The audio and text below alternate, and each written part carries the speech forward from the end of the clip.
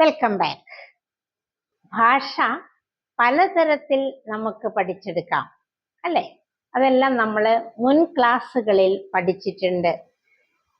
ഒരു പുതിയ ഭാഷ പഠിക്കുന്നതിനും സംസാരിക്കുന്നതിനും പല മാർഗങ്ങളുണ്ട് എന്ന് നമ്മൾ പറഞ്ഞു.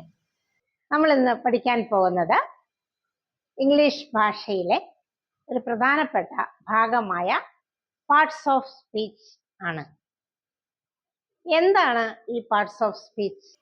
വാക്കുകളുടെ ധർമ്മങ്ങളാണ്, അല്ലെങ്കിൽ പദപ്രയോഗ വിഭാഗങ്ങളാണ്.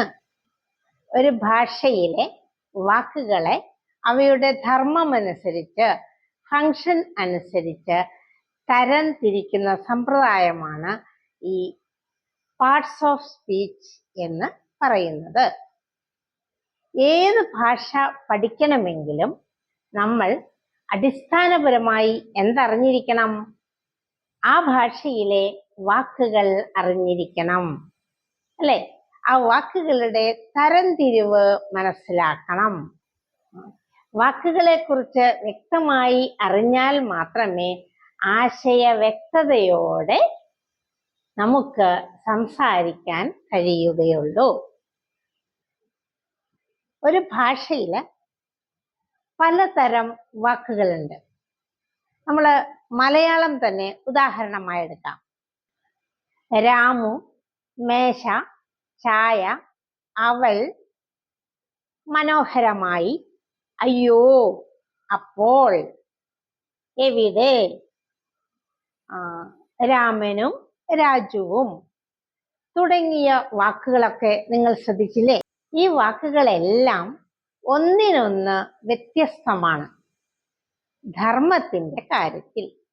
ഇവയൊക്കെ വാക്കുകളാണെങ്കിലും വെവ്വേറെ തരത്തിലുള്ളവയാണ്. ഓരോ വാക്കുകളും ഓരോ തരങ്ങളാണ്, ഓരോ ടൈപ്പ് വാക്കുകളാണ്. ഓരോ ഭാഷയിലും പല തരത്തിലുള്ള വാക്കുകളുണ്ട് എന്ന് നമ്മൾ പറഞ്ഞു. വാക്കുകളെ കൂട്ടിയോജിപ്പിക്കുന്ന ചെറിയ ചെറിയ വാക്കുകളുണ്ട്. അതുപോലെ തന്നെ നമ്മുടെ ആശ്ചര്യത്തെ സൂചിപ്പിക്കുന്ന, നമ്മുടെ ഫീലിങ്സിനെ സൂചിപ്പിക്കുന്ന കുഞ്ഞു വാക്കുകളുണ്ട്. ക്രിയകളെ, പ്രവൃത്തികളെ സൂചിപ്പിക്കുന്ന വാക്കുകളുണ്ട്. ഇനി രണ്ട് ആശയങ്ങളെ തമ്മിൽ കൂട്ടിയോജിപ്പിക്കാനും വാക്യങ്ങളിലെ വാക്കുകളെ തമ്മിൽ കൂട്ടിയോജിപ്പിക്കാനും എല്ലാം പ്രത്യേകം പ്രത്യേകം വാക്കുകൾ ഉണ്ട്. ചിലത് ഒരു അക്ഷരമാകാം, ചിലപ്പോൾ അതൊരു വാക്ക് ആകാം. എന്തായാലും ഇതെല്ലാം കൂടിച്ചേർന്നതാണ് പാർട്സ് ഓഫ് സ്പീച്ച് എന്ന് പറയുന്നത്. ഇംഗ്ലീഷ് ഭാഷയിലെ ബേസിക് വാക്കുകളെ 8 ഭാഗങ്ങളായി തരംതിരിച്ചിട്ടുണ്ട്. ഈ 8 ഭാഗങ്ങളെ കുറിച്ചുള്ള പഠനമാണ് പാർട്സ് ഓഫ് സ്പീച്ച്. അവ ഏതൊക്കെയാണെന്ന് നോക്കൂ. പേരുകൾ, അതായത് ഒരാളുടെയോ ഒരു സ്ഥലത്തിന്റെയോ ഒരു വസ്തുവിന്റെയോ പേരാകാം. ഇത്തരം വാക്കുകൾക്ക് പറയുക, ഇംഗ്ലീഷിൽ പറയുക നൗൺ എന്നാണ്. ഇനി നമ്മൾ ചെയ്യുന്ന പ്രവൃത്തികൾ, ആക്ഷനുകൾക്ക് പറയുന്ന പേരാണ് വെർബ്, ക്രിയകൾ. മറ്റൊന്ന് പ്രോനൗൺ, നാമങ്ങൾക്ക് പകരമായി പറയുന്ന പേരാണ്. പകരപദം, അതാണ് പ്രോനൗൺ എന്ന് പറയുന്നത്. അവൻ, അവൾ, അത്, ഇത് എന്നൊക്കെ പറയുന്നതാണ് പ്രോനൗൺ. ഇനി പറയുന്നത് പ്രിപ്പൊസിഷൻ. പ്രിപ്പൊസിഷൻ എന്ന് പറഞ്ഞാൽ മുകളിൽ, അകത്ത്, പുറത്ത്, അടുത്ത് എന്നൊക്കെ പറയാൻ ഉപയോഗിക്കുന്ന വാക്കുകളാണ് പ്രിപ്പൊസിഷൻ എന്ന വിഭാഗത്തിൽ പെടുന്നത്.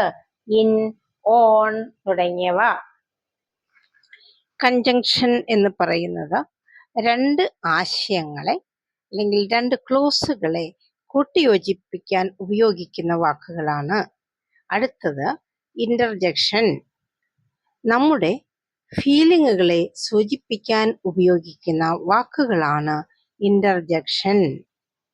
മറ്റൊന്ന് അഡ്ജക്റ്റീവ് ആണ്. അഡ്ജക്റ്റീവ് എന്ന് പറയുന്നത് നാമത്തെ വിശേഷിപ്പിക്കുന്നവയാണ്.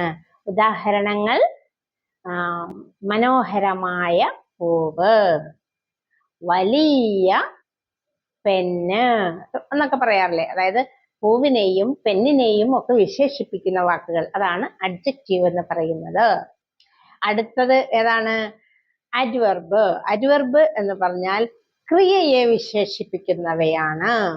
എന്ന് പറഞ്ഞാൽ ഭംഗിയായി എഴുതി, വൃത്തിയായി എഴുതി, വേഗത്തിൽ ഓടി എന്നൊക്കെ പറയാറില്ലേ?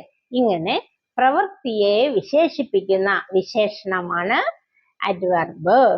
ഭാഷയിലെ വാക്കുകളെ 8 തരംതിരിച്ചതാണ് പാർട്സ് ഓഫ് സ്പീച്ച്. ഇംഗ്ലീഷിൽ 8 പാർട്സ് ഓഫ് സ്പീച്ച് ആണ് ഉള്ളത്. ഇവ ഏതൊക്കെയാണ്? Noun, verb, adjective, adverb, pronoun, preposition, conjunction, interjection എന്നിവയാണ്. പാർട്സ് ഓഫ് സ്പീച്ച് ഓരോന്നായി വിശദമായി തുടർന്നുള്ള ക്ലാസ്സുകളിൽ നിങ്ങൾക്ക് കാണാം. അപ്പോൾ അടുത്ത ക്ലാസ്സിൽ വെച്ച് വീണ്ടും നമുക്ക് കണ്ടുമുട്ടാം. Okay, by.